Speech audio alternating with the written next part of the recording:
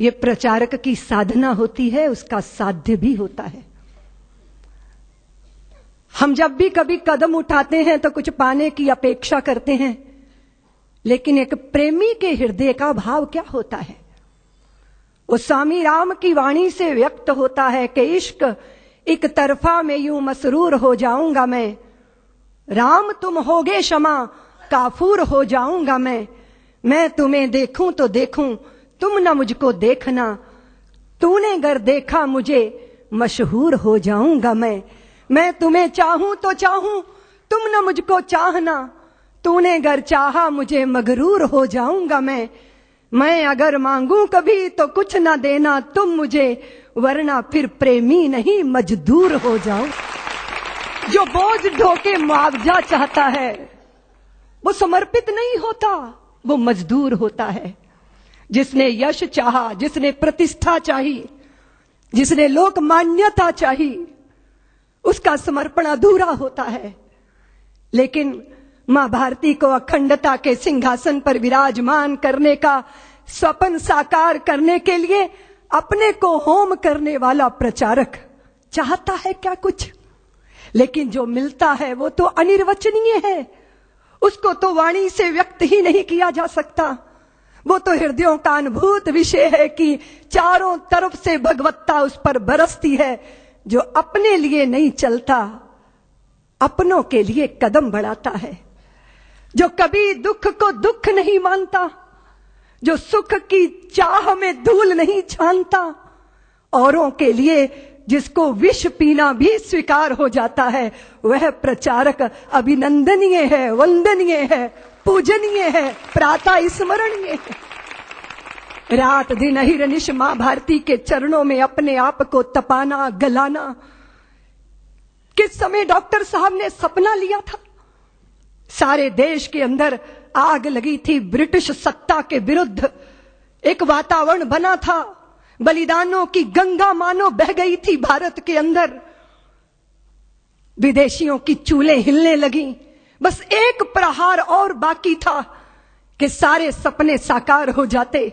लेकिन उसी समय विधर्मी ने, उसी समय देश के शत्रु ने देश के अंदर सांप्रदायिकता का विष बोया, वैमनस्यता के भावों को पैदा किया, छुआछूत की प्रबल भावनाएं देश के अंदर जागी, और वह सारी शक्तियां जो संगठित होकर गुलामी की जंजीरों को तोड़ने के लिए अवध दिखाई देती थी, वो बिखरना प्रारंभ हो गई। ऐसे ही समय में जब वैमनस्यता सिर चढ़कर बोल रही थी, जब कट्टरता नंगा नर्तन कर रही थी, उस समय डॉक्टर हेडगेवार 4 स्वयं सेवकों को लेकर राष्ट्रीय स्वयं सेवक संघ की संस्थापना करते। जब अपने ही कुएं पे पानी लेने आते थे और अपना ही भाई दुत्कार कर भगा देता था कि तू अछूत है, मेरे कुएं का पानी पिएगा तो सब अपवित्र हो जाएगा, और वो प्यास से तड़पते हुए अपने ही भाई को देखना, लेकिन निष्ठुरता का लबादा ओढ़े रहना, वो तिल तिल करके मरने वाले प्यासे को देखकर उस पीड़ा में से, उस वेदना में से राष्ट्रीय स्वयं सेवक संघ का निर्माण हुआ, जन्म हुआ। लोग कहते हैं प्रेरणा, प्रेरणा नहीं, अपितु वेदना में से संघ का जन्म हुआ। मां भारती को वैभव के पद पर ले जाना है, अखंडता के सिंहासन पर विराजमान करना है, तो एक ही मार्ग है। और वो कौन सा मार्ग? क्या हिंदू जाति जिसने नक्षत्रों को संज्ञा दी, वो हिंदू जाति जिसने सागर की छाती पर पत्थरों को तैराया, इतना गौरव रखने वाली हिंदू जाति, उसका स्वाभिमान धुआं बनकर उड़ेगा? ये वेदना में से राष्ट्रीय स्वयं सेवक संघ का जन्म हुआ। प्रचारकों ने अनवरत अपने जीवन को आहूत किया। एक प्रश्न पैदा हुआ कि जिस हिंदू ने नभ में जाकर नक्षत्रों को दी है संज्ञा, जिसने हिमगिर का वक्ष चीर भू को दी है पावन गंगा, जिसने सागर की छाती पर पाषाणों को तैराया है, हर वर्तमान की पीड़ा को हर जिसने इतिहास बनाया है, जिसके आर्यों ने घोष किया कृणवंतो विश्वमार्यम का, जिसका गौरव कम कर न सकी रावण की स्वर्णमयी लंका, जिसके यज्ञों का एक हव्य 100 पुत्रों का जनक रहा, जिसके आंगन में भयाक्रांत धनपति बरसाता सदा कनक रहा, जिसके पावन बलिष्ठ तन की रचना, तन दे दधीची की।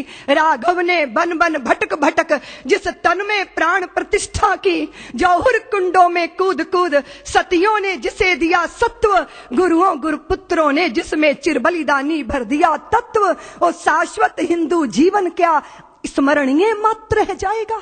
इसकी पावन गंगा का जल क्या नालों में बह जाएगा? इसके गंगाधर शिव शंकर क्या ले समाधि सो जाएंगे? इसके पुष्कर इसके प्रयाग क्या गर्त मात्र हो जाएंगे?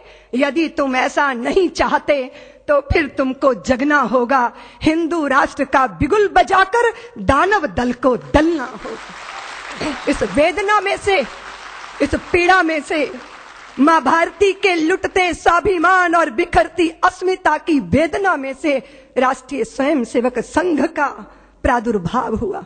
फिर एक एक दीपक जले, तिल तिल करके अपने आप को मां भारती के चरणों में आहूत करते रहे।